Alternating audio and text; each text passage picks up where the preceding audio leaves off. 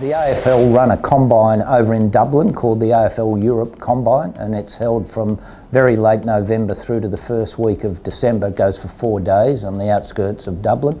So last year I ducked over after the national draft. It's the first year we'd been for a while, but we had an opportunity and vacancy on a Cat B spot to fill up with that. So went over open-minded about the level of talent that would be there, and pleasantly surprised with how well performed how well they performed.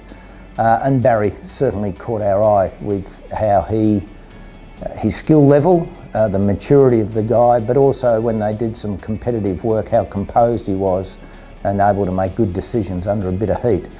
So Barry will come over in late October, about a week to 10 days prior to pre-season training commencing on November the 4th. So the AFL's accepted the contract, so he'll start his 2-year stint with us then. He's very similar personality type to Colin O'Riordan, very respectful, appreciative, hard-working type of young man. He's from the county of Wexford. Very similar personality traits to Colin, so that will put him in good stead as he launches into his career. Can the Irishman put them in front? No. Yes, he can. Who said no? He's done really well, Colin. Again, he's a determined young man. And it's good that he's been able to get some continuity at the AFL level. It's very hard for them, the young ones, when they're in and out of the team for a week, back to NEFL, back in a couple of weeks later. But when they're able to string sort of 6 to 10 games together, they can start to feel a bit more comfortable at the level.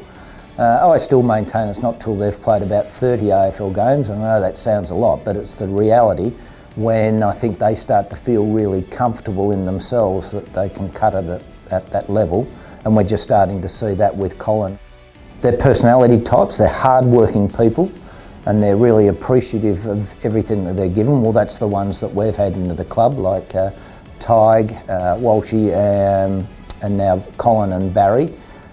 The game that they play, Gaelic footy as well as hurling, the setup of the game is a bit similar to Aussie rules in terms of how they move the ball, how they handle the ball, the positions that they play. So that's a fair bit different to soccer. Completely different to basketball and rugby union, so you get a bit more of an idea of their ability to read the play, and therefore it makes it easier for them in their transition into AFL. The other reason why we look at it as Category B players is they don't have to go through the draft. So if you think they're good enough and they've got enough potential to help the squad, you can just go and sign them, and providing they fit the criteria and the regulations that the AFL have, they'll approve the contract and you've got a player. Makes it a bit easier.